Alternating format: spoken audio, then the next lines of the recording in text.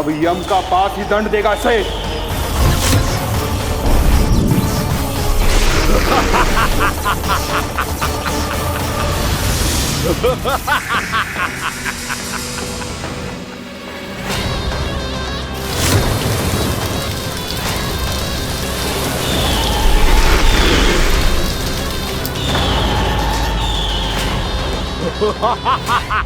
तूने जल की धार को भले ही काट दिया हो दुष्ट, पर हिम में धार नहीं होती।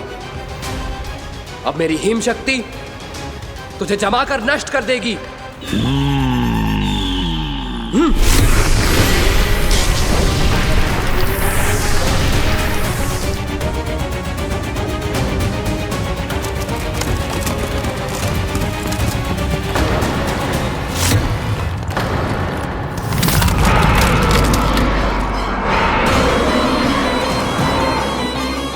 चंद्र, वरुण, यम, अग्नि, इंद्र, तुम में से कोई भी इस योग्य नहीं है कि मुझे पराजित कर पाए और इस विष्णु अवतार की रक्षा कर पाए।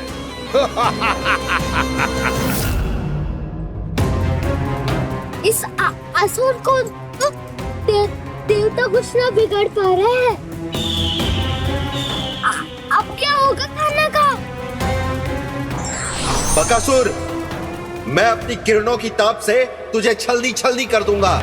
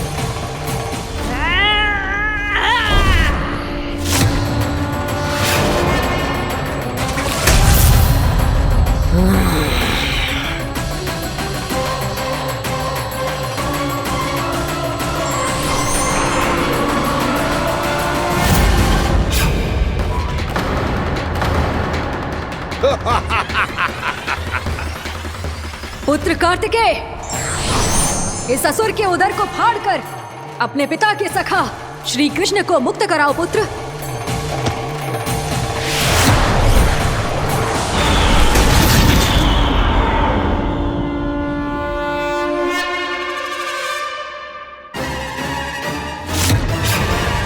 मैंने कहा था, तुम में से कोई भी मेरा बाल भी बांका नहीं कर पाएगा।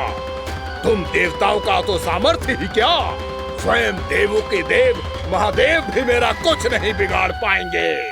कृष्ण को अपने उदर में ही पचा जाऊंगा मैं।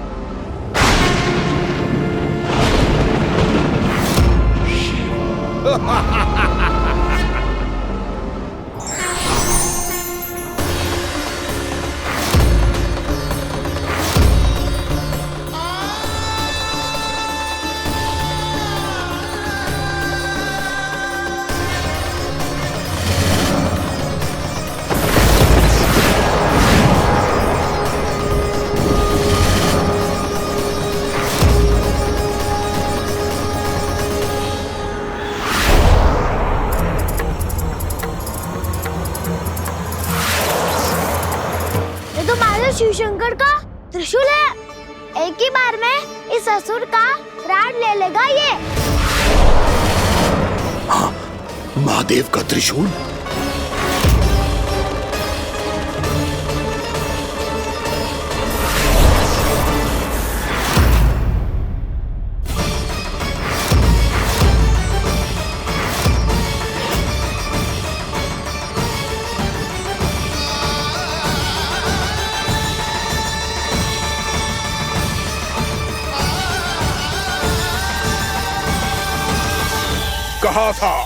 कहा था मैंने, स्वयं महादेव भी मेरा कुछ नहीं बिगाड़ सकते। अजय हूं मैं, अजय।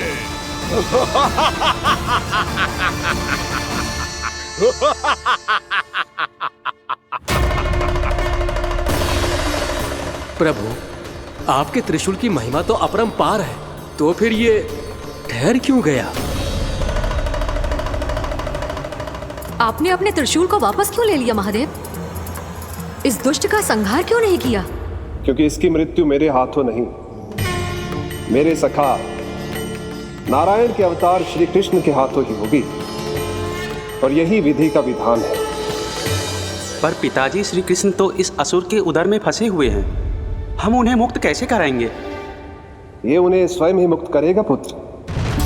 श्री कृष्ण अपने अपमान से क्रोधित नहीं होते, पर अपने भक्तों का अपमान वो क्षण भर भी सहन नहीं कर पाते। वकासुर यही भूल कर रहा है, हम सबका निरंतर अपमान करके वो उन्हें क्रोध दिला रहा है।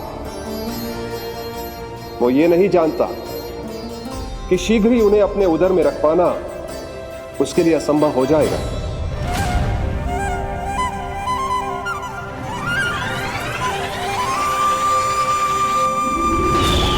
क्या हुआ महादेव? पराजित होकर भी मुस्कुरा रहे हैं। पर अब तो महादेव कहलाने के भी योग्य नहीं रहे आप। असफल देवताओं की इस अयोग्य सेना को लेकर चले जाइए यहाँ से। ना ये मेरा सामना कर सकते हैं और ना ही आप। मेरी शक्ति के सामने आप अक्षम हैं महादेव।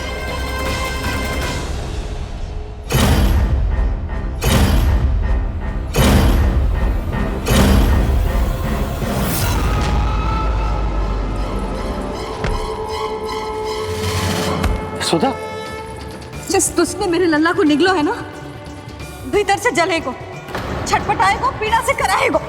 जिस दुष्ट ने मेरे लल्ला को निगलो है ना, भीतर से जलेगो, छटपटाएगो, पीड़ा से कराएगो। ये क्या हो रहा है मुझे?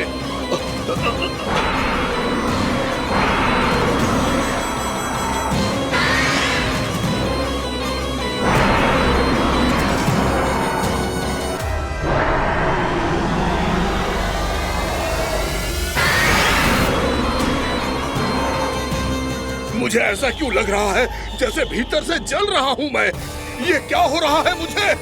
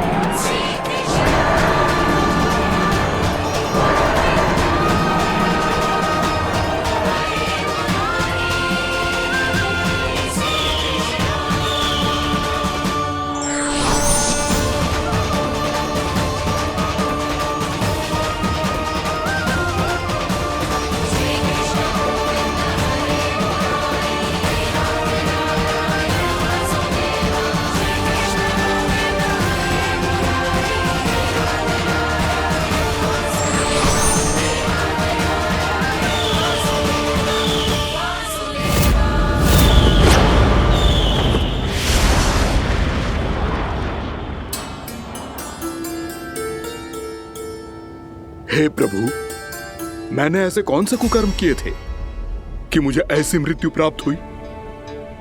और ऐसे कौन से सुकर्म किए थे? क्या आपके हाथों से मुझे मोक्ष प्राप्त हुआ है प्रभु? में स्मरण करो, हे जरीफ की पुत्र वक्कासुर। स्मरण करो, कैसे अपने पिता की तरह अभिमान से भरे हुए थे तुम। स्मरण करो, कैसे हमें पराजित करने के लिए पूरी सृष्टि को संकट में डाल दिया था तुमने, और हमें विवश होकर पराजय स्वीकार करनी पड़ी थी। स्मरण करो, कैसे तुमने देवराज इंद्र का छत्र चुरा लिया था। पर यह सब भी पर्याप्त नहीं था वक्कासुर। तुम्हारे पापों का घड़ा तब भरा था जब तुमने देवी गंगा के जल में साधना करते हुए जजाली मुनि की तपस्या में व्यवधान डाला था।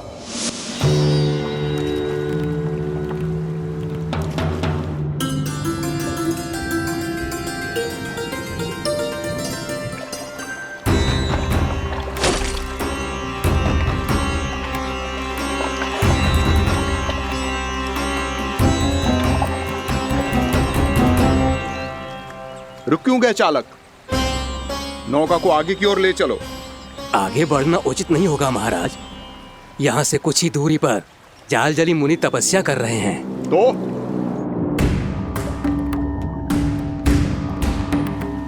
मेरे मत्स्य आखेट के क्षेत्र में इसने तपस्या करने की भूल की है। मेरे ही राज्य में मेरा कोई क्षेत्र मेरे लिए वर्जित हो, यह मुझे स्वीकार नहीं है। आपने पर्याप्त मत्स्य आखेट कर लिया है महाराज। यदि तुम इन मछलियों का आहार नहीं बनना चाहते हो, चुपचाप मेरी आज्ञा मानो। क्षमा, क्षमा महाराज।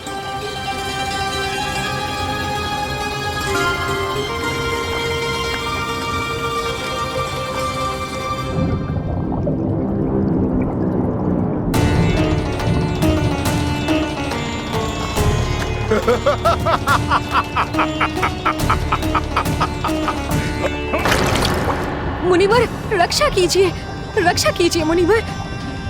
हमारे प्राण बचाइए मुनिवर, मुनिवर हमारे प्राण बचाइए।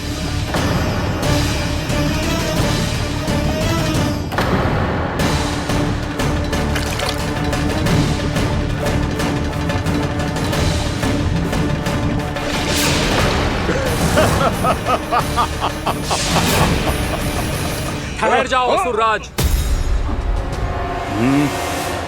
इन मछलियों को हानि ना पहुंचाओ। क्यों मुनि? अब मछलियां पकड़ने के लिए मुझे तुमसे आज्ञा लेनी पड़ेगी। तुमने तपस्या करने से पहले किससे आज्ञा ली थी? मां गंगा से, इस जल में रहने वाली सभी मछलियों से। इस उपकार के बदले इन सभी मछलियों को रक्षा करने का वचन दिया था। इसीलिए असुरराज, मैं शांति से कह रहा हूं, इस स्थान को अशुद्ध ना करो। चुपचाप यहां से चले जाओ, नहीं तो इसका परिणाम अच्छा नहीं होगा।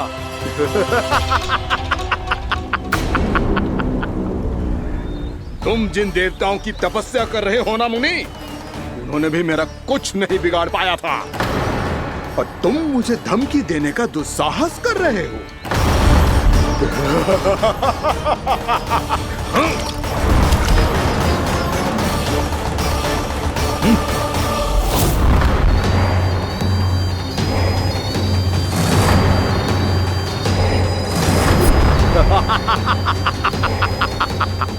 मूर्ख, विचारों से तो तू राक्षस है ही, और स्वभाव से उस बगुले की तरह है जो भूख ना होने पर भी उन निर्दोष मछलियों को आहार बनाता रहता है। इसलिए अभी इसी क्षण से तू वकुला का जीवन जिएगा। ये मेरा श्राप है, ये मेरा श्राप है।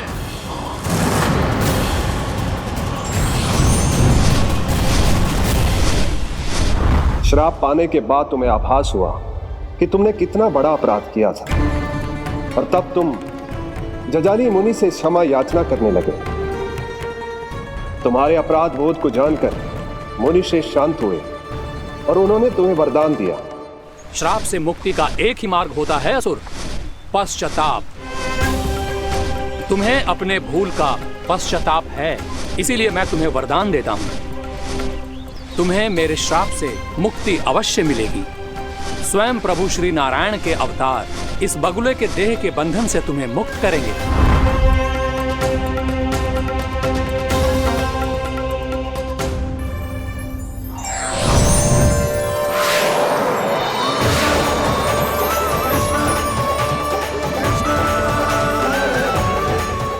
हम स्वीकार करें प्रभु।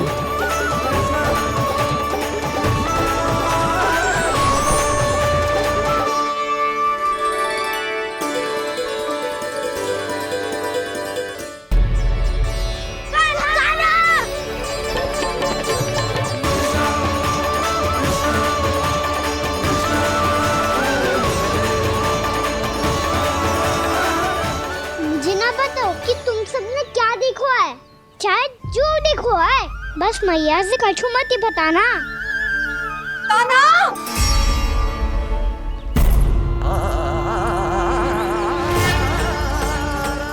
कान्हा! मेरा लल्ला!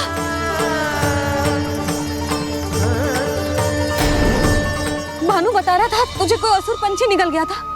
हाँ?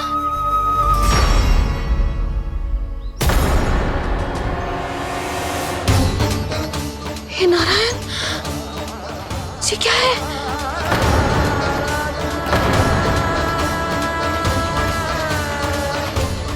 ये सब कैसे हुआ लल्ला? हाँ? कोई बताएगा मुझे ये क्या है?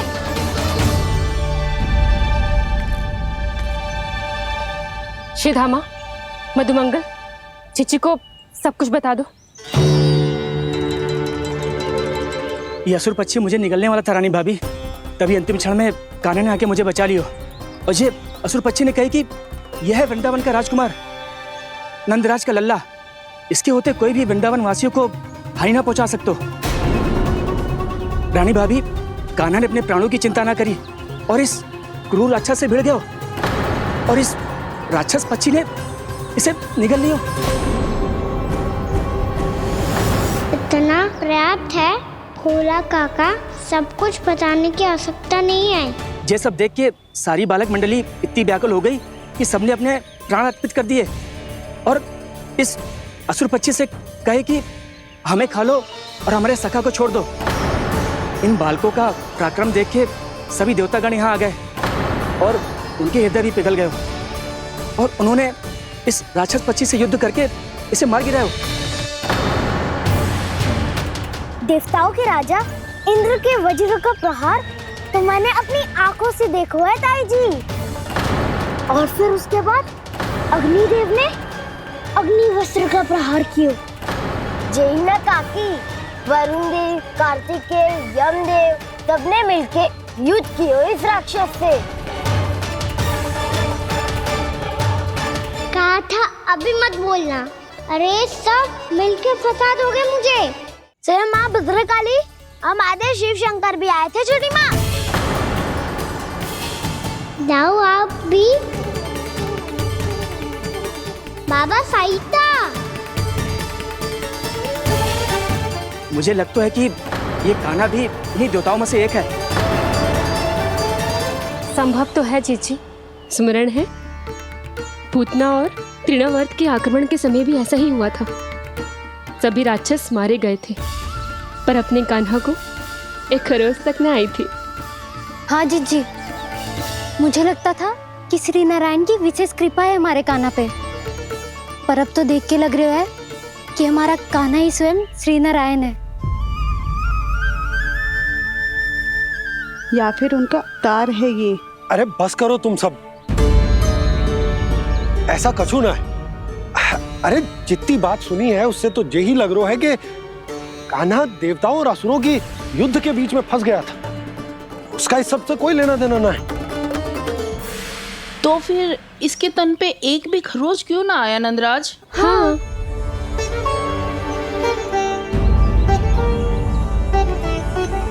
है काकी, खरच तो है। दिखा लल्ला। भैया बात पीड़ा आ रही है, कुछ करो ना। चिकोपिया भी ना अति करती है। श्री नारायण का अवतार हो तो इतनी तनिक सी खरोच पे ऐसे रो तो क्या? बस बहुत होगा। अब तो तुम सबने सीमा ही पार कर दी है। कभी से श्री नारायण बुलाते हो, कभी श्री नारायण का अवतार। तनिक कछु हो ना जाता है कि तुम सब कहानियां बुनने लगती हो। जे बस साधारण सा बालक है, मेरा लल्ला है जे, इसे भगवान मत ही बनाओ।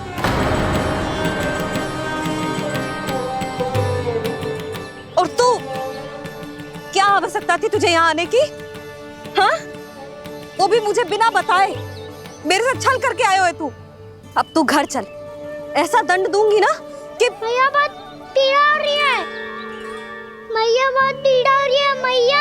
हाँ नन्ना, तू घर चल, मैं तुझे औषधि लगा दूंगी। हल्दी का लेप लगाऊंगी ना, झट से ठीक हो जाएगा। चल चल।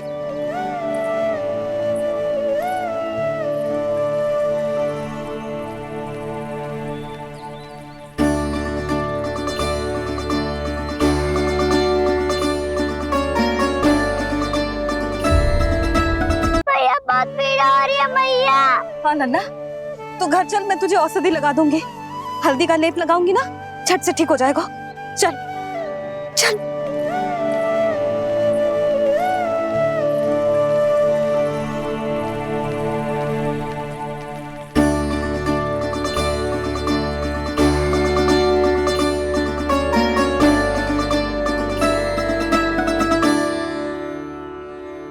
बस लल्ला बस, रो मत।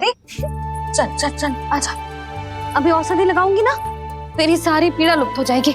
आजा आजा, बैठ जा लल्ला। अभी आई मैं। हाँ,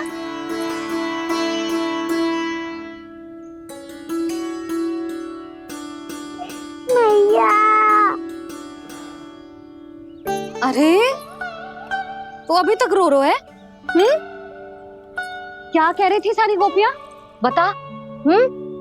के मेरा लल्ला श्री नारायण का अवतार है, दिव्य है, भगवान है। और जो भगवान इतनी छोटी सी चोट पे रोते हैं क्या? इतनी तो लगी भी ना है तुझे, जितना तो तू आ ऊ कर रो है।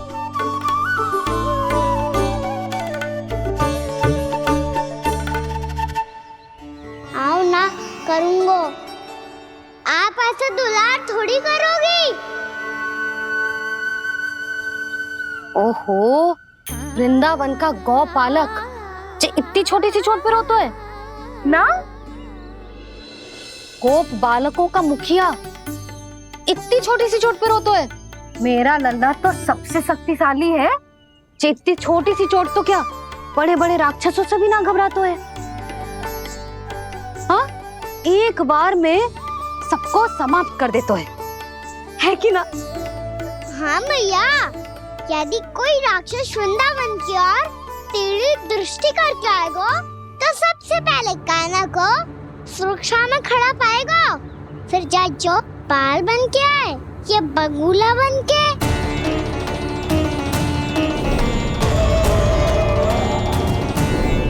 ना लल्ला, सोचो भी मती। वृंदावन की सुरक्षा करना तेरा दायित्व ना है। तुझे और कोई संकट का सामना करने की आवश्यकता ना है। अभी तो मेरी पीड़िता का हरण कर रही थी, अचानक से क्या हो गया मैया को?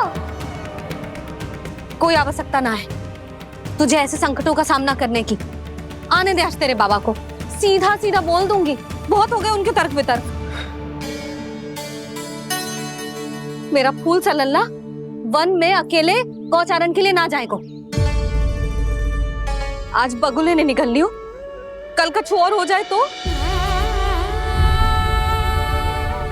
नारायण ना करे, कहीं कछु ऊंच नीच तुझे कछु हो जाए तो?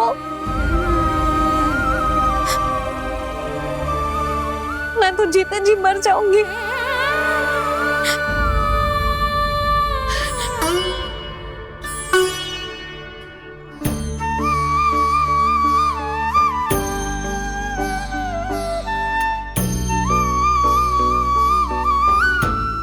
लल्ला की वीर मैया इतनी से बात तो रोती है क्या?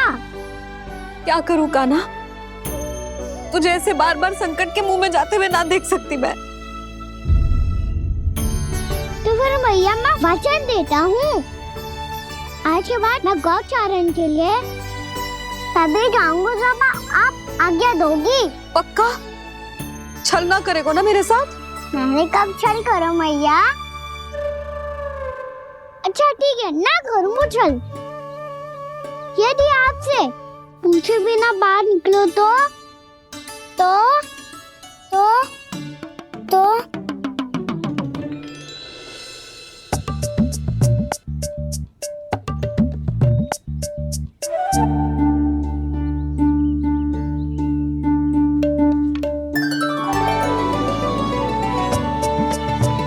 ये रही आपकी छड़ी और ये रही मेरी पीठ। ठीक, बिना तापर तोड़। ठीक है, जब तूने अपना दंड निर्धारित कर ही लियो है तो सोच ले, अब अगर तूने मेरी बात ना मानी तो तोड़ तोड़ छड़ी पड़ेगी, समझ आई?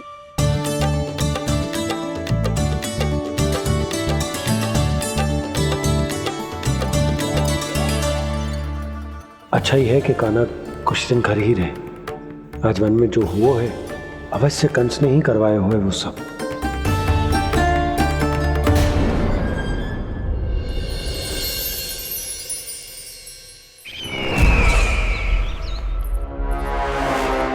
आपका ये धनुष तो सबसे अधिक शक्तिशाली था महाराज, ये कैसे टूट गया?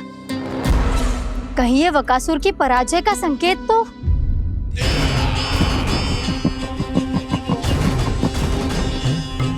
प्राप्ति, लगता है तुम्हें शुभ समाचार मिला नहीं। उस बकासुर ने उस विष्णु अवतार को जीवित ही निगल लिया है। अरे अब तक तो उस नन्हे से बालक को पचा भी चुका होगा वो। उसके तन में रक्त बनकर वो विष्णु अवतार और उसकी शक्तियां दौड़ रही होंगी। क्षमा कीजिए महाराज। क्षमा कीजिए, इस अशुभ से मुख से शुभ समाचार आने दो।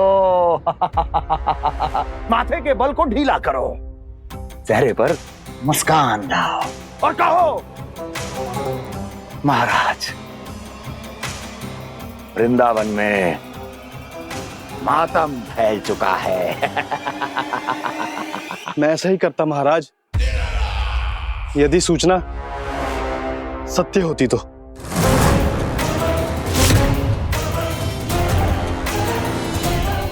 कहना क्या चाहते हो? एक क्षण में सूचना उगलो, अन्यथा मेरा योद्धा बकासुर विष्णु अवतार की तरह तुम्हें भी जीवित निकल जाएगा। आने दो। बकासुर मारा गया महाराज, बकासुर मारा गया महाराज, बकासुर मारा गया। बकासुर मर चुका है? असंभव। असंभव। बकासुर ने उस बालक को निगल तो लिया था, पर उसकी सुरक्षा करने के लिए सभी देवता वहां प्रकट हो गए, पर फिर भी कोई बकासुर का सामना नहीं कर पाया। और फिर क्या हुआ? वो बालक स्वयं ही बकासुर के उदर से बाहर आ गया और उसकी चोंच तोड़कर उसकी हत्या कर दी।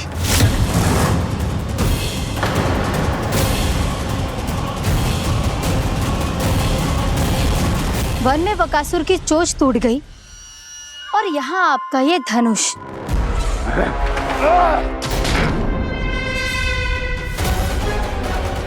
केवल नहीं टूटा तो आपका ये भ्रम महाराज। क्षमा कीजिएगा महाराज, आपका भ्रम टूटना आवश्यक है। आवश्यक है आपको यह आभास होना कि उस विष्णु अवतार को पराजित करने के लिए आपके साधारण योद्धाओं में वो सामर्थ्य नहीं है। अच्छा सर, पूतना, तृणावर्त, बकासुर, ये सब साधारण नहीं थे प्राप्ति, साधारण नहीं थे। फिर तो ये और भी अधिक चिंता का विषय है महाराज, क्योंकि इसका अर्थ तो यही हुआ कि वो विष्णु अवतार कुछ अधिक ही असाधारण है और उसका सामना करने के लिए और उसे मिट्टी में मिलाने के लिए आपको एक ऐसे अस्त्र की आवश्यकता है जो उसके सामने ना झुके और ना ही टूटे।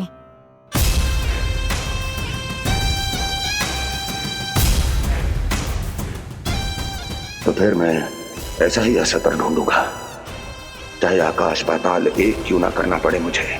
10 दिशाएं 14 भुवन क्यों ना नापने पड़े मुझे, मैं उस असतर को अवश्य ढूंढ निकालूंगा जो उस विष्णु अवतार के प्राणों की डोरी इस धनुष की तरह तोड़ सके।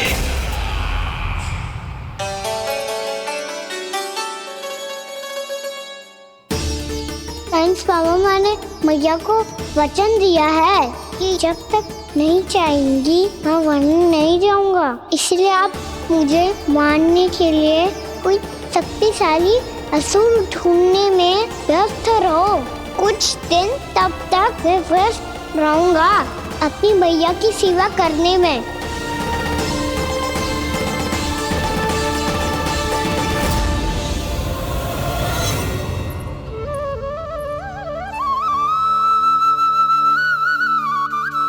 लो मैया, तुलसी जी को चढ़ाने के लिए जल।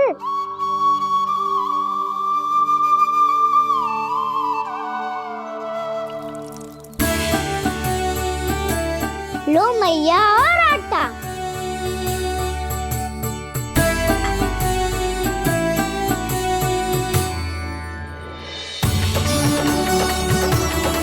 लो मैया, बेलन।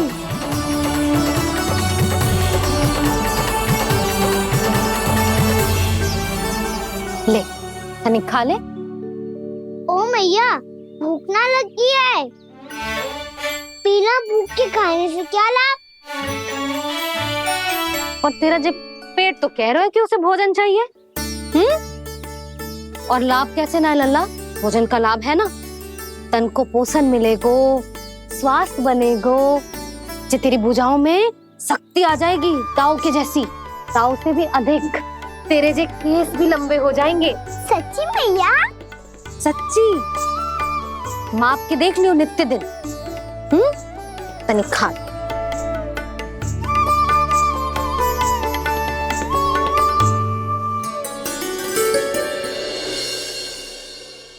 मान के मैया का कहना, छक के भोजन खाते हैं, नित्य मापते भुजा केश, पर ज्यों का त्यों ही पाते हैं।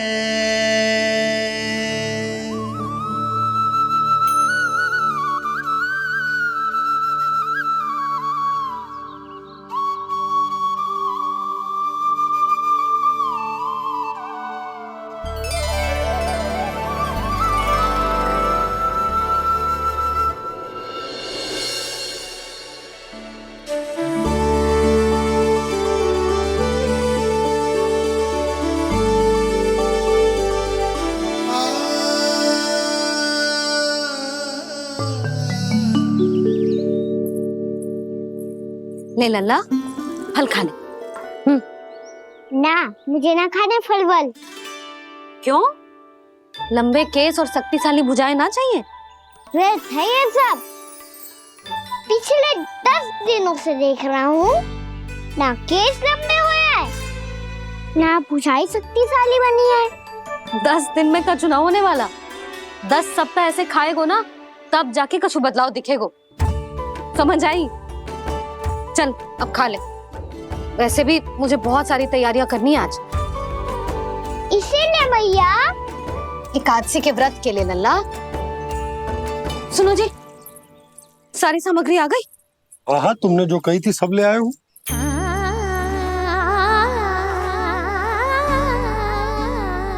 इसमें नारियल तो है ही ना, उसके बिना मैं एकादशी की पूजा कैसे करूंगी?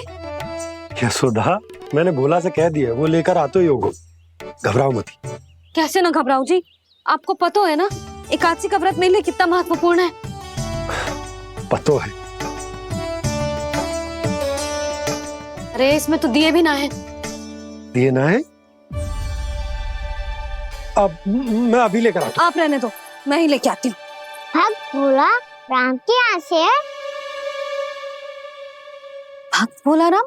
मेरा अर्थ है कुमार भोला यहाँ के यहाँ से। हाँ हाँ, वो ही।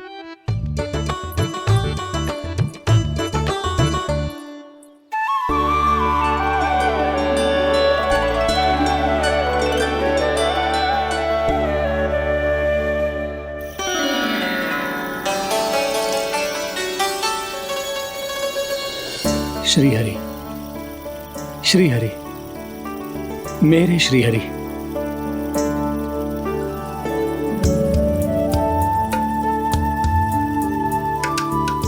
मेरे श्री हरि। भोला राम, मेरी मटकी तैयार है? मेरे श्री हरि, मेरे श्री हरि।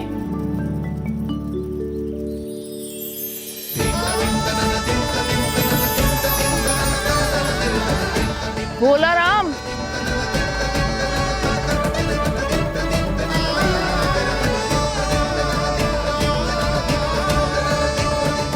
भोला काका, ओ भोला काका।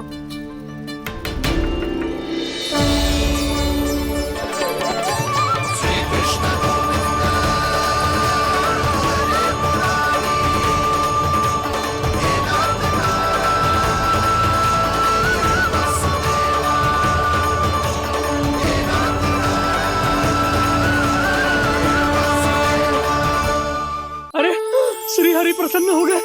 मेरे श्री हरि आ गए, मेरे भगवान आ गए। मेरे श्री हरि आ गए, मेरे भगवान आ गए। मेरे श्री हरि आ गए, मेरे भगवान आ गए। मेरे श्री हरि आ गए, मेरे भगवान आ गए। मेरे भगवान आ गए, मेरे घर मेरे भगवान आ गए।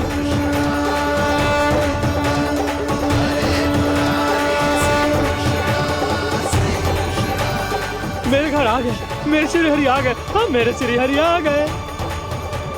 जे तो बावले थे ही, अब बालकन को भी साथ में मिला लिए। उज्जवल क्या कर रहा है? अरे ठहर जा भोला।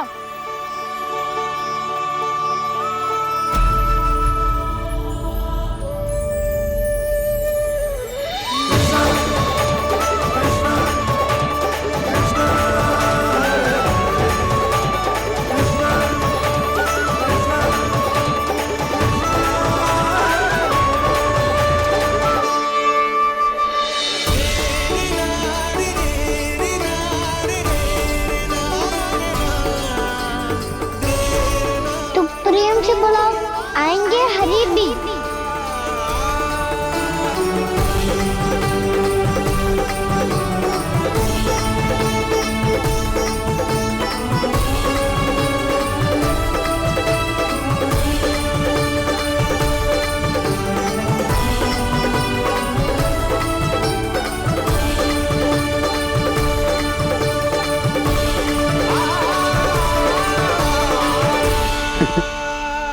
क्या वो गाना? किसकी धुन में झूम रहा तू? निर्मल निशा भक्ति की धुन में।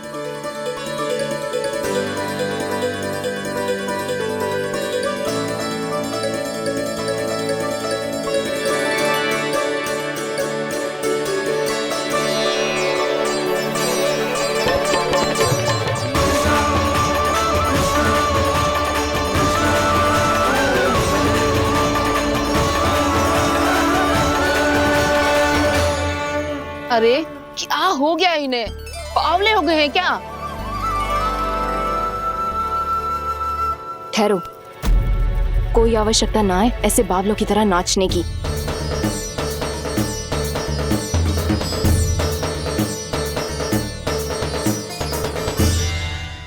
जे बावले ना है मौसी, भक्ति में रम गए। बस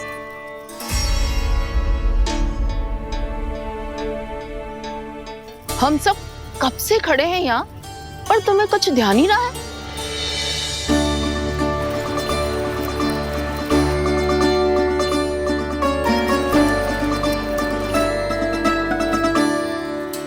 नाच गाने में ऐसे मगन हुए कि हमें देखा भी ना। मुझे नाचते हुए देख मेरे श्री हरि को इतना आनंद आ रहा था कि मैं अपने आप को रोक नहीं सका। और वैसे भी मेरे जन्म का एकमात्र उद्देश्य है श्री हरि की सेवा करना, श्री हरि को प्रसन्न करना। तुम बावले हो भोला राम, या हमें बावला बना रहे हो? श्री हरि और तुम्हें देख रहे हैं? हाँ, अभी वो यहीं थे, देख रहे थे। भोला काका, आपने भी ना अति कर दी। अब हमें भी बताओ तनी, कहाँ थे श्री हरि?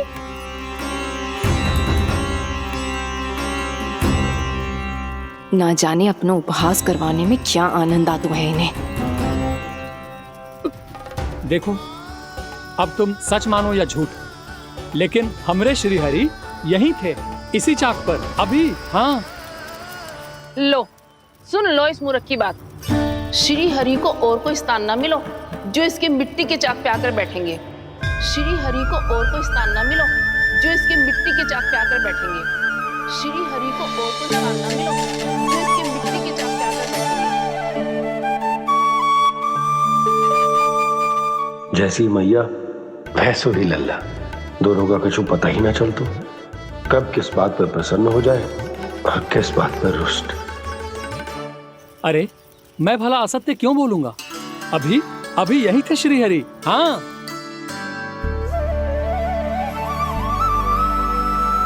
हाँ, जैसे श्री हरि को तो कोई कार्य है ही ना, वो तो आतुर होके बैठे रहते हैं कब तुम हरि हरि बुलाओ और वो दौड़े चले आए।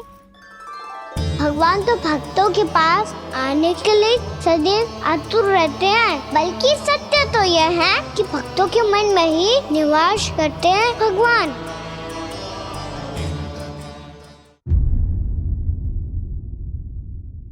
अरे मैं भला असत्य क्यों बोलूंगा?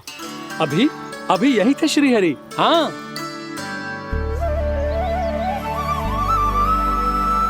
हाँ, जैसे श्री हरि को तो कोई कार्य है ही ना, वो तो आतुर होके बैठे रहते हैं कब तुम हरि हरि बुलाओ और वो दौड़े चले आए। भगवान तो भक्तों के पास आने के लिए सदैव आतुर रहते हैं, बल्कि सत्य तो यह है कि भक्तों के मन में ही निवास करते हैं भगवान। भगवान तो भक्त के पास आने के लिए सदैव ही आतुर रहते हैं शंकरी मौसी।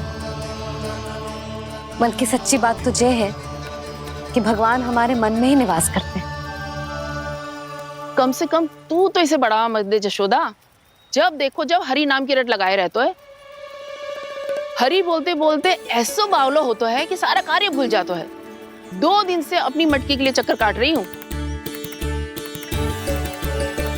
अभी तो एक चक्कर और लगाना होगा आपको। आपकी मटकी तैयार हो गई है, अभी लाता हूँ।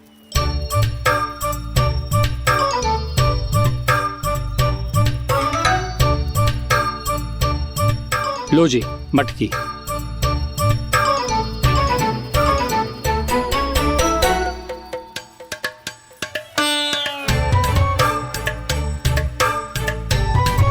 इस कच्चे मटके का क्या करूं मैं? हाँ? पर इसे तो मैंने भट्टी में पकाया था। अब तू ही देख ले कितना ध्यान रहता है इस कार्य पे। और कह तो है कि श्री हरि आते हैं इससे मिलने। हाँ, आते हैं और आगे भी आएंगे हमारे श्रीहरि हमसे मिलने। और आके मोक्ष देंगे, है ना? मांगूंगा तो मोक्ष भी दे देंगे, मांगूंगा तो मोक्ष भी दे देंगे, मांगूंगा तो मोक्ष भी दे देंगे। अभी तो ये बता कि तू मुझे मेरी मटकी कब देगो? और मेरी मांग कब पूरी करोगे भोला राम जी? मेरो घड़ा मेरे दिए तो तैयार है ना? कल एकादशी की पूजा और व्रत के लिए। एकादशी का व्रत? हाँ, एकादशी का व्रत। इसे करने से श्री हरि बहुत प्रसन्न होते हैं। अच्छा, फिर तो अभी लाया।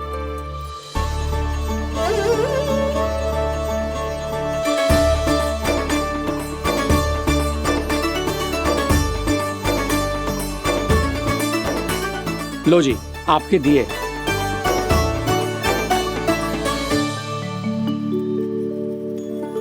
और जो हमने मांगा है वो? बाकी सब शेष द्वादशी के दिन मिलेगा, क्योंकि कल मैं भी एकादशी का व्रत रखूंगा, क्योंकि कल मैं भी एकादशी का व्रत रखूंगा, क्योंकि कल मैं भी एकादशी का व्रत रखूंगा।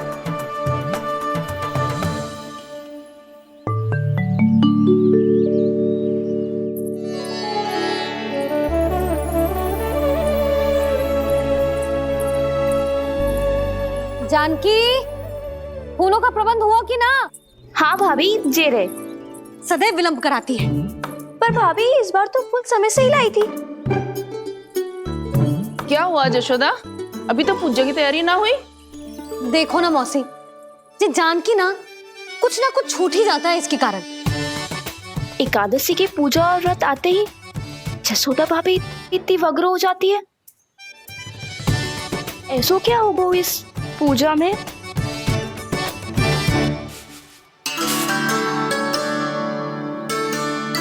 ये थाली में रोली चंदन रखने से, दिया जलाने से के होगो?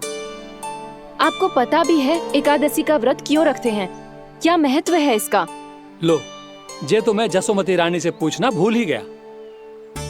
पर हाँ भगवान, मेरे लिए इतना ही पर्याप्त है कि इस व्रत को रखने से मेरे श्रीहरि हमसे प्रसन्न हो जाएंगे।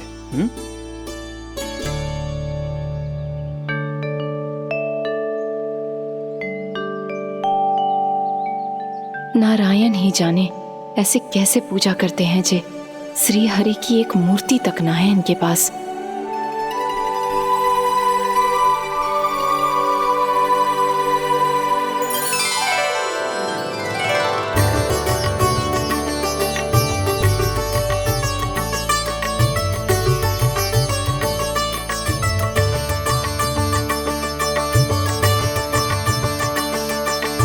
प्रभु, न तो मेरे पास मूर्ति है और ना तो इस व्रत के विधि विधान के बारे में मुझे जानकारी है और ना ही मुझे इसके महत्व के बारे में जानकारी है, पर फिर भी मैं करना चाहता हूं।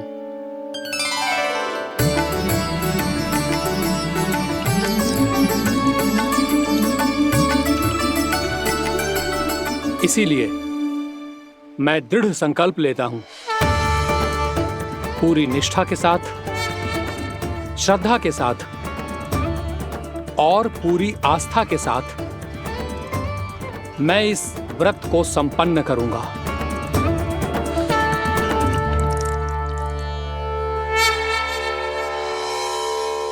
हम संकल्प लेते हैं कि एकादशी के व्रत को पूरी निष्ठा के साथ संपन्न करेंगे।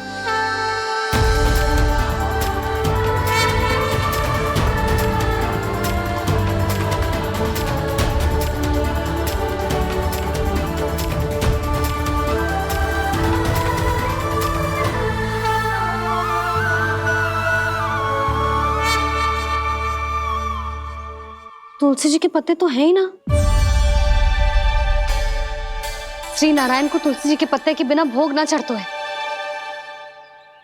जानकी, तुलसी के पत्ते कहाँ हैं? भाभी, मैं तो कब से यही पूछना चाह रही थी कि तुलसी के पत्ते लाऊं क्या, पर आप तो व्यस्त थी ना। तुझे कितनी बार समझाओ है ना, यदि तेरे कछु करने से किसी और की कोई हानि ना हो रही हो या किसी के अच्छे कार्य में सहायता हो रही हो तो मुझसे आज्ञा लेने की आवश्यकता ना है। समझ गई भाभी, आगे से जाना उनको।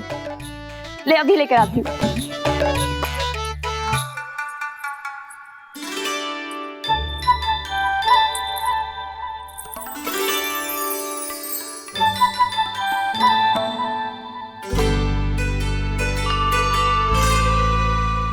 ताऊ, आपने पहले ये व्रत करो है? आपको इसका महत्व पता है? भाभी चलो। जानकी, तुमने ये व्रत करो है? फिर तुमको इसका महत्व पता है? सुमति जी, आपको पता है इसका महत्व? कान्हा, क्यों तंग कर रहे हो सबको? मैया, सबने करो ये व्रत, मुझे भी करना है।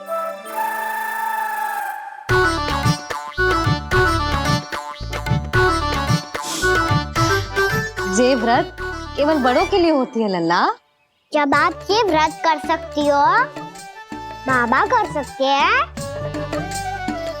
ये सारी गोपियां कर सकते हैं, वो भी कर सकते हैं, तो मैं क्यों ना कर सकता? क्योंकि तू कल तक भूखा ना रह पाएगा लल्ला। जब भक्त रह सकते हैं, फिर मैं क्यों नहीं रह सकता? मेरा अर्थ है कि नारायण के भक्त मैया, मैया मान जाओ ना, मुझे करने दो ना ये व्रत। अपनी लल्ला पे आप विश्वास ना है आपको? विश्वास है। अच्छा ठीक है, तू भी कर ले।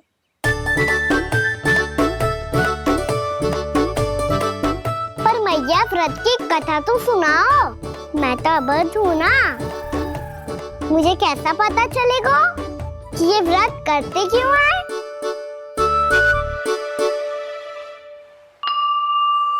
प्रभु, मुझ अबोध को कैसे पता चलेगा कि इस व्रत का क्या विधि विधान होता है और क्यों रखा जाता है और इसका महत्व क्या होता है? मुझे तो आप ही बता सकते हैं प्रभु। जब व्रत कर रहे हैं तब उसका महत्व भी पता होना चाहिए ना। बताओ ना मैया, क्यों रखते एकादशी का व्रत? इसके लिए तो तुझे एकादशी की कथा सुननी होगी। सुनेगो ना?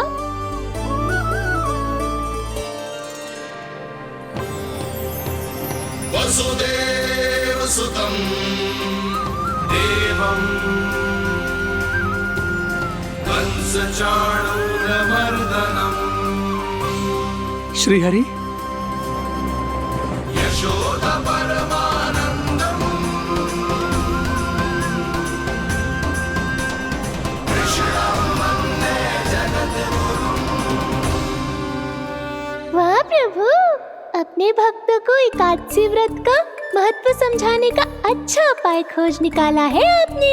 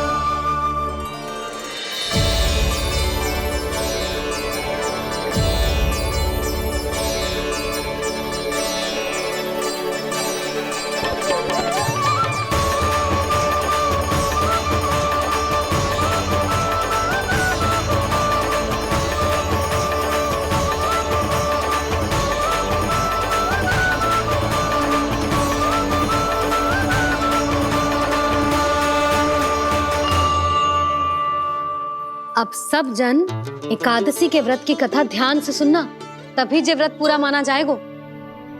समझो लल्ला?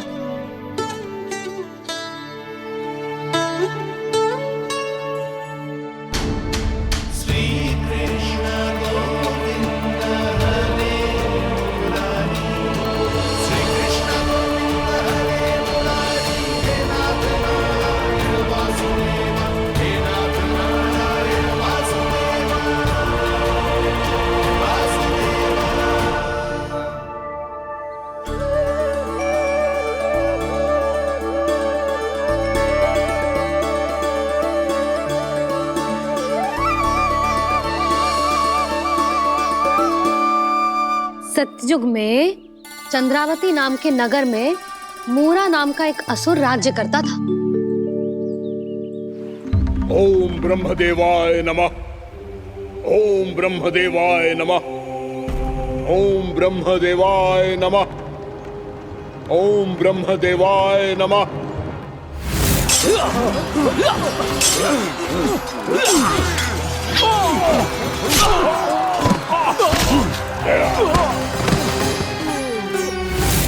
ओम ब्रह्मदेवाय नमः। ओम ब्रह्मदेवाय नमः।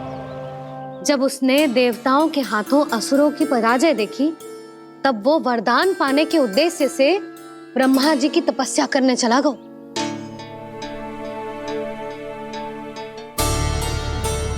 शीघ्र ही मूरा की तपस्या सफल हो गई और ब्रह्मदेव जी उससे प्रसन्न हो गए।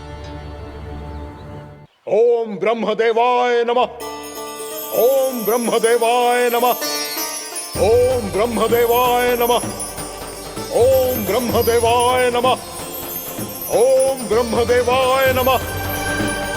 ओम ब्रह्मदेवाय नमः। ओम ब्रह्मदेवाय नमः। ओम ब्रह्मदेवाय नमः। ओम ब्रह्मदेवाय नमः। मूरा,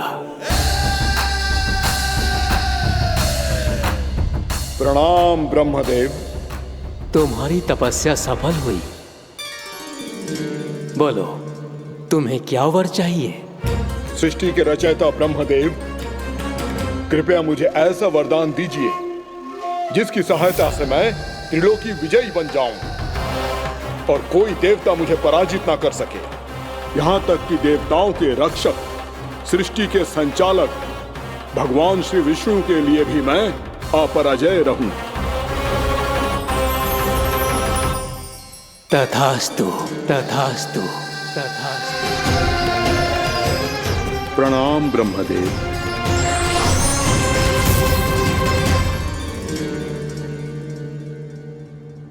ऐसा वरदान पाकर मूरा बहुत अभिमानी होगा। यक्षों, किन्नरों, यहाँ तक कि देवताओं को भी युद्ध के लिए ललकारने लगा, पर किसी ने भी उसकी ललकार को स्वीकार ना करो,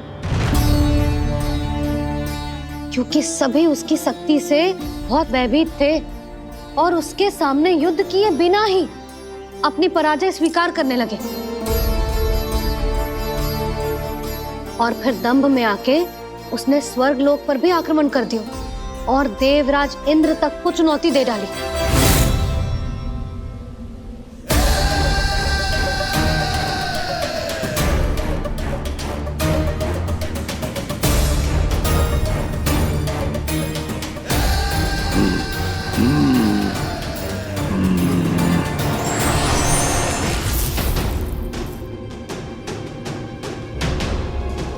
मैं प्रतीक्षा कर रहा हूं देवराज, क्या उत्तर है तुम्हारा?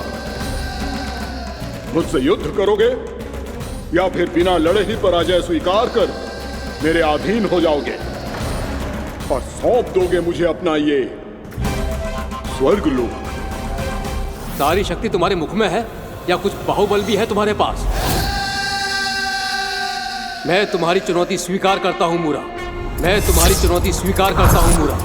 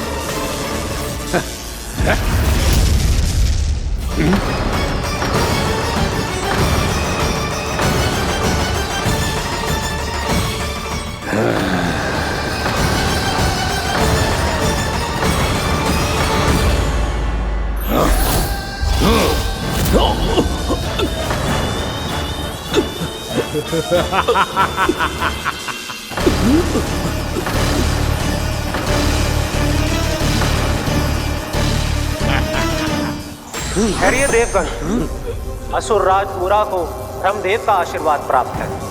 आप में से कोई भी इन्हें पराजित नहीं कर पाएगा।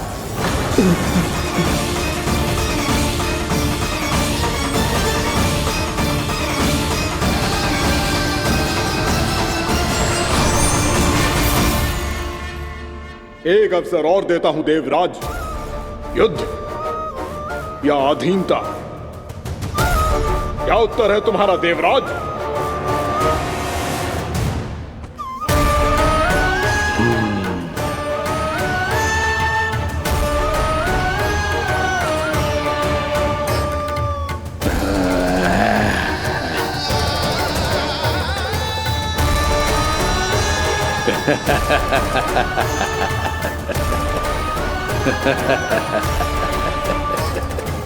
इंद्र और सभी देवताओं ने मूरा के आतंक में आके उससे भयभीत होके अपना सिंहासन छोड़ दियो।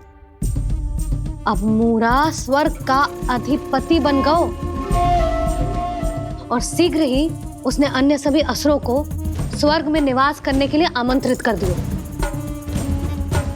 और इस प्रकार से वो धीरे धीरे तीनों लोकों का सम्राट बन गयो। उसे किसी ने रोका नहीं मैया? ना लल्ला, इतना साहस किसी में था ही ना। और फिर जे निश्चित करने के लिए कि भविष्य में किसी और असुर की मृत्यु ना हो, वो यमराज पे भी विजय प्राप्त करने के लिए यमलोक की ओर प्रस्थान कर दियो। वो तो अपने आप को और सभी असुरों को अमर बनाना चाहता था। पर देवता और यमराज भी उसकी जो योजना समझ गए थे, इसीलिए उसके आने से पहले ही सारे देवताओं ने श्री नारायण से सहायता के लिए गुहार लगाई। अब केवल आप ही कुछ कर सकते हैं प्रभु। अभी तो मूरा केवल त्रिलोक का स्वामी है, और यदि उसने यमलोक भी जीत लिया तो वो जीवन को ही नियंत्रित नहीं करेगा प्रभु, वो मृत्यु का भी स्वामी हो जाएगा। ऐसे में पहले सृष्टि का संतुलन तो नष्ट होगा प्रभु, और फिर स्वयं सृष्टि ही नष्ट हो जाएगी। ऐसा नहीं होगा यमदेव, नियति ऐसा होने ही नहीं देगी। विधि रचेगी खेल और मैं बनूंगा माध्यम। असुर राज मुरा का सामना मैं करूंगा। बस आप मुझे चुनौती देने के लिए उसे तैयार कर लीजिए, चाहे उसके लिए आपको साम दाम दंड भेद कोई भी उपाय क्यों ना अपनाना पड़े।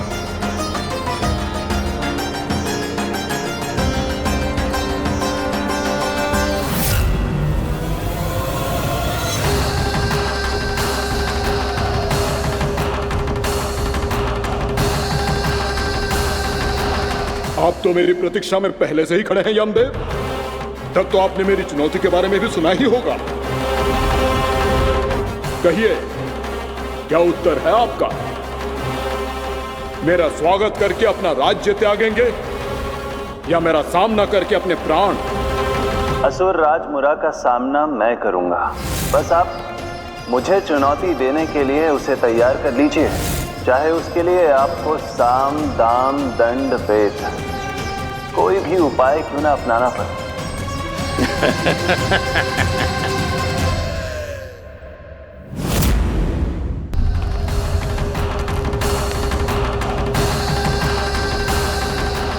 आप तो मेरी प्रतीक्षा में पहले से ही खड़े हैं यमदेव। तब तो आपने मेरी चुनौती के बारे में भी सुना ही होगा। कहिए, क्या उत्तर है आपका? मेरा स्वागत करके अपना राज्य त्यागेंगे या मेरा सामना करके अपने प्राण? हे असुर श्रेष्ठ, मैं आपकी अधीनता स्वीकार करने के लिए तैयार हूं। बस एक विनती है मेरी। शर्त को विनती का नाम देकर पहलाना चाहते हो मुझे यमराज? असुर राज मूरा के सामने शर्त रख पाओ, इतना सामर्थ्य नहीं है तुम में। इसका आभास है मुझे असुरराज, पर मैं आपकी अधीनता स्वीकार करूं इससे पहले आपको स्वामी धर्म का पालन करना होगा। मेरे पुराने स्वामी के क्रोध से मेरी रक्षा करनी होगी आपको। कौन है तुम्हारा पुराना स्वामी? भगवान श्री नारायण। और छोटी माँ मूरासुर को तो श्री नारायण से भी रक्षा का वरदान प्राप्त था ना? यही तो श्री नारायण की लीला थी बलराम। पर वो राक्षस अपने दम में जे समझ ही ना पाओ कि वो क्या भूल करने जा रहा है। अब पहुंच गो भगवान श्री नारायण को चुनौती देने के लिए।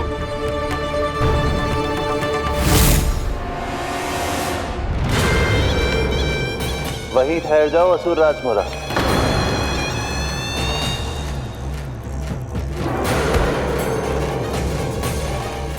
यहाँ क्यों आए? आपको पराजित करने और ये वैकुंठ जीतने, ताकि मैं यमलोक का स्वामी बन सकूं।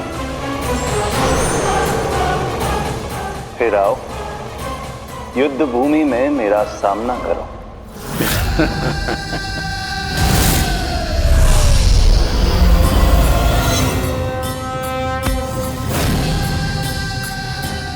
ये नहीं जानते कि इनसे ना हारने का वरदान तो मैं पहले ही प्राप्त कर चुका हूं, इसलिए युद्ध ठीक से आरंभ हो पाए उससे पहले ही इन्हें जीत लूंगा मैं।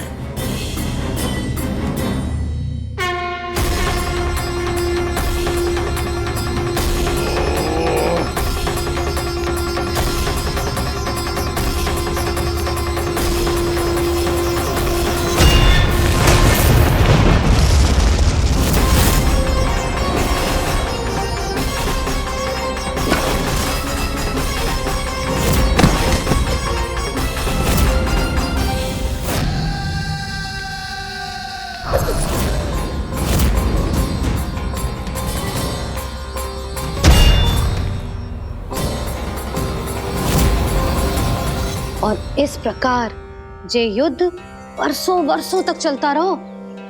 दोनों योद्धा पूरे ब्रह्मांड में अनेक अस्त्रों शस्त्रों के साथ युद्ध करते रहे।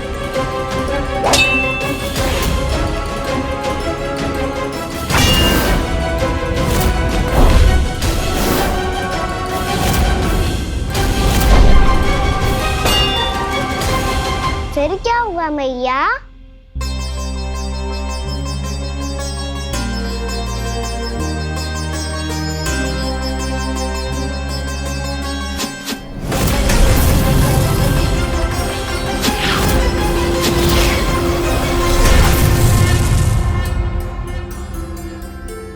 उस युद्ध को कभी समाप्त हुआ हो, पर कैसे? शीघ्र ही वो राक्षस थक गौ लल्ला।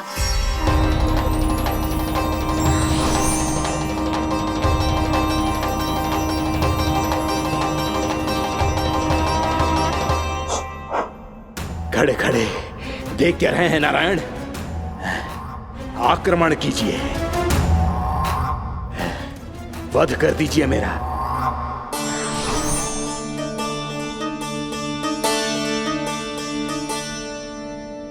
मैं तुम्हारी वीरता से प्रभावित हूं,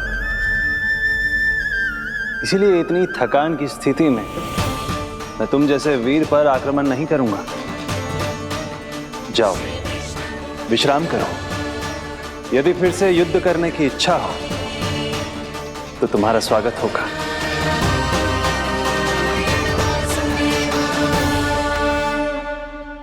जे कह के श्री नारायण बद्रिका आश्रम चले गए और वहां हिमवत नाम की एक कंदरा में ध्यान लगा के बैठ गए। उधर वो राक्षस विश्राम करने लगो। अनेकों दिन बीत गए और अब वो राक्षस मूरा फिर से स्वस्थ होके बलवान हो गया था। उसने अपनी सारी शक्ति फिर से प्राप्त कर ली थी। श्री नारायण ने उस पर दया करी थी, पर वो फिर से श्री नारायण को छलने को तैयार होगा।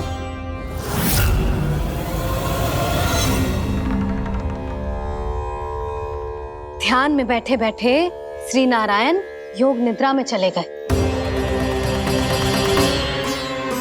पर दुष्ट मूरा इसी अवसर का लाभ उठा के उनकी कंदरा में घुस आयो ताकि वो सोते हुए श्री नारायण पे आक्रमण कर सके।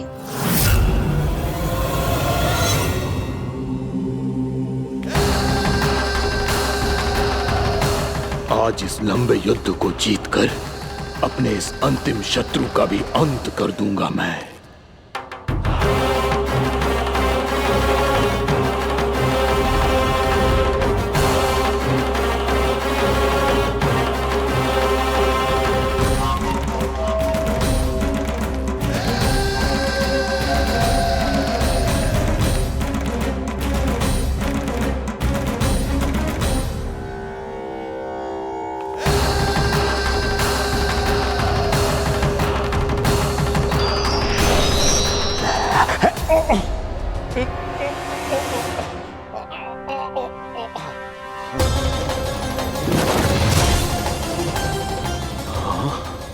दुष्ट राक्षस, प्रभु ने तुझ पर दया की, तुझे संभलने का अवसर दिया। तू इन्हीं पर ही छल से वार करने चला है।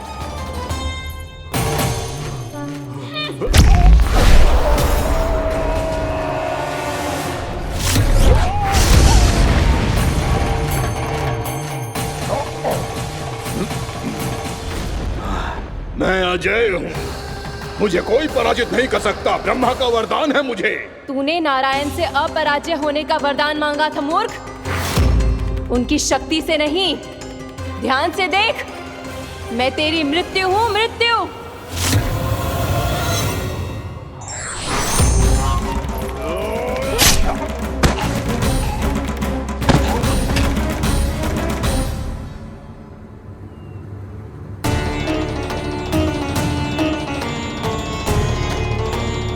वो देवी कौन थी छोटी माँ?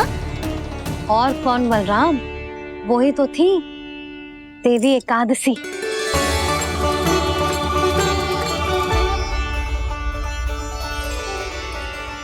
मुझे क्षमा कीजिए प्रभु, आपकी आज्ञा के बिना ही युद्ध करके आपके शत्रु को मृत्यु के घाट उतार दिया। क्षमा नहीं, आपकी तो प्रशंसा होनी चाहिए देवी। असुर राज को मारकर आपने सभी देवताओं को मुक्त करवाया है। इस पापी के अहंकार से तीनों लोकों की रक्षा की है आपने। आप एकादशी की तिथि पर मेरी एकादश इंद्रियों से उत्पन्न हुई हैं। इसीलिए मेरे सभी भक्त आपको उत्पन्न एकादशी के नाम से जानेंगे। सभी तिथियों में आपका स्थान सर्वश्रेष्ठ होगा। जिस तरह आपने राक्षस के आक्रमण से मेरी रक्षा की है, उसी प्रकार एकादशी के दिन व्रत करके जो भी भक्त आपकी कथा सुनेगा, मैं स्वयं उसकी रक्षा करूंगा। जो आपकी पूजा करेगा उसे मेरी विशेष कृपा प्राप्त होगी और उसके साथ साथ उसे मिलेगा धन, सिद्धि और मोक्ष।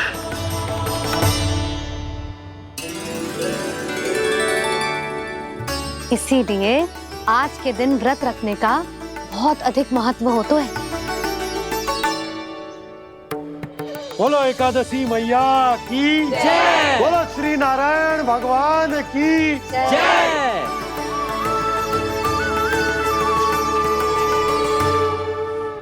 प्रभु की कृपा से एकादशी का महत्व भी पता चल गो और मेरा व्रत भी सफल हो गो। अभी नहीं भूला राम, एकादशी का व्रत पूरी तरह तभी सफल होता है जब द्वादशी के दिन उसे पूरा किया जाता है।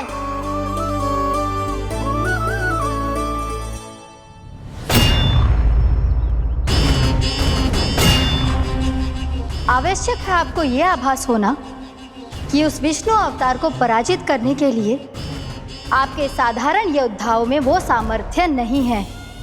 वो विष्णु अवतार कुछ अधिक ही असाधारण है।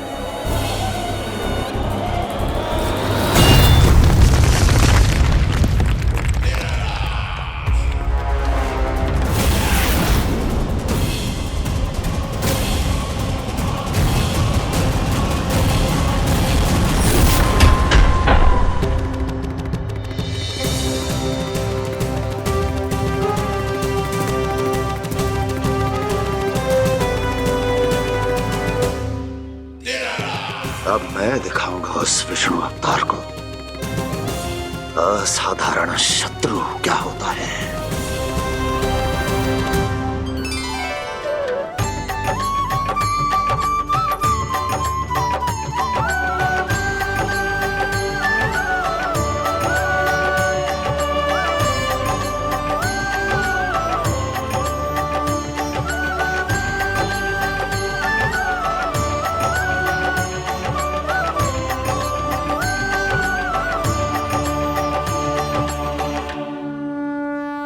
मामा अधीर हो रहे हैं, पर मैया ने मुझे अभी तक बाहर जाने की आज्ञा नहीं दी है। अभी उन्हें किसी और राक्षस को यहाँ भेजने से रोकने के लिए मुझे ही कुछ करना होगा।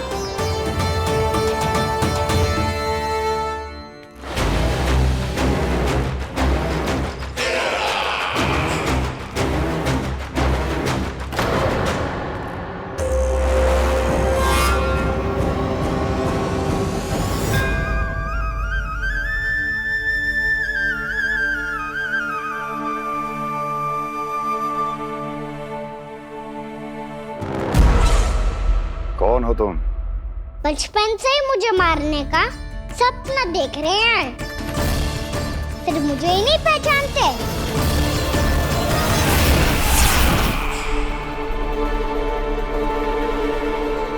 बचपन से विष्णु अवतार। कोई कान्हा बुलाता है तो कोई मुरलीधर पुकारता है, कोई माखन चोर कहता है, कोई कहता है चिच्चोर। पर विष्णु अवतार इस नाम से तो बस आप ही मुझे बुलाते हो मामा जी। इतना साहस कि तू यहां आ गया है।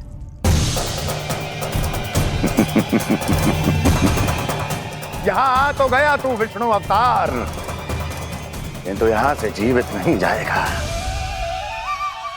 तेरे शीश को तेरे धड़ से अलग कर दूंगा मैं।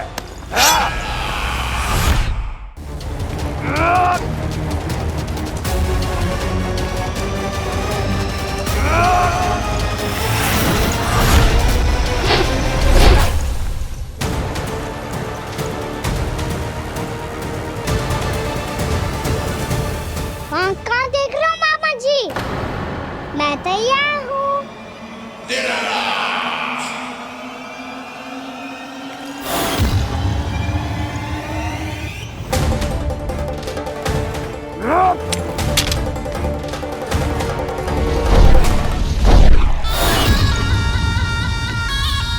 मामा जी, आप सदैव इसी तरह क्रोध में रहते हो क्या?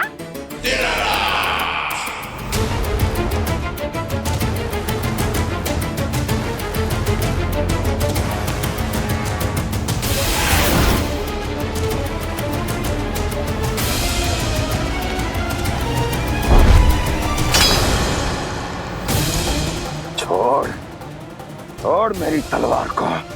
छोड़ो तो तब जब पकड़ा हूँ।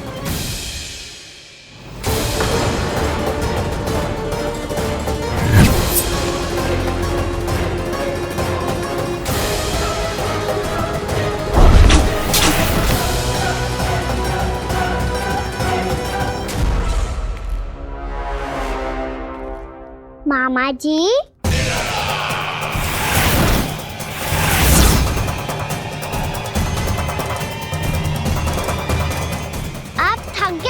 थोड़ा विश्राम कर लो। आपका तो पता नहीं, मैं अवश्य थक गया हूँ।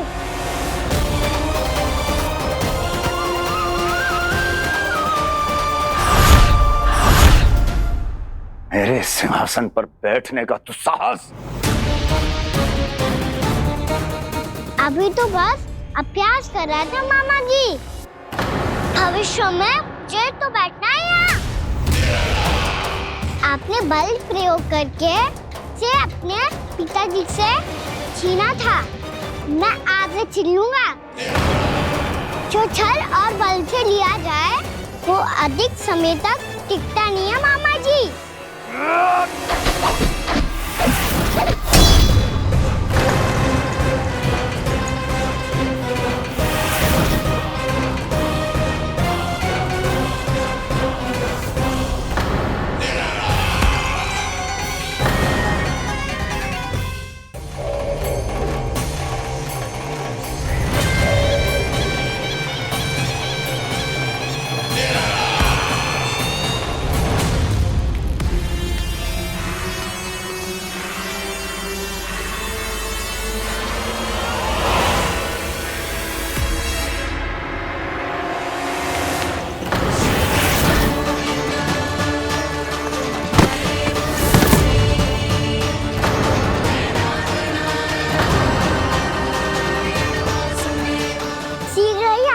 सिंहासन छोड़ना होगा।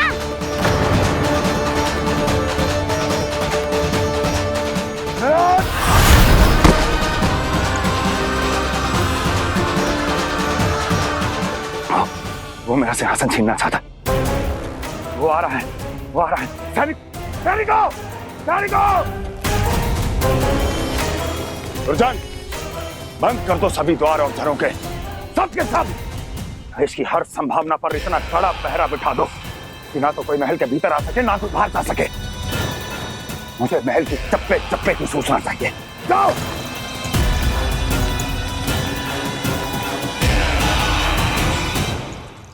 सिंहासन।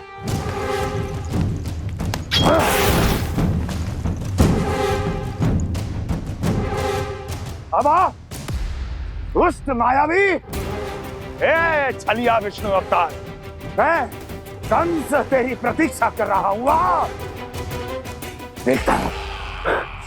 देखता हूँ मेरे सिंहासन पर कैसे बैठता है तू। मुझे तो बस कुछ समय चाहिए था, वो मिल गया। अब करते रहिए आप प्रतीक्षा।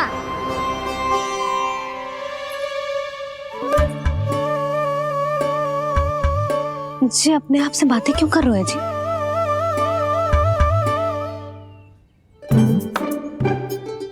आप मुस्कुरा क्यों रहे हो? ना कछु ना। बताओ क्यों मुस्कुरा रहे हो? तुम्हीं पर गए हैं जी।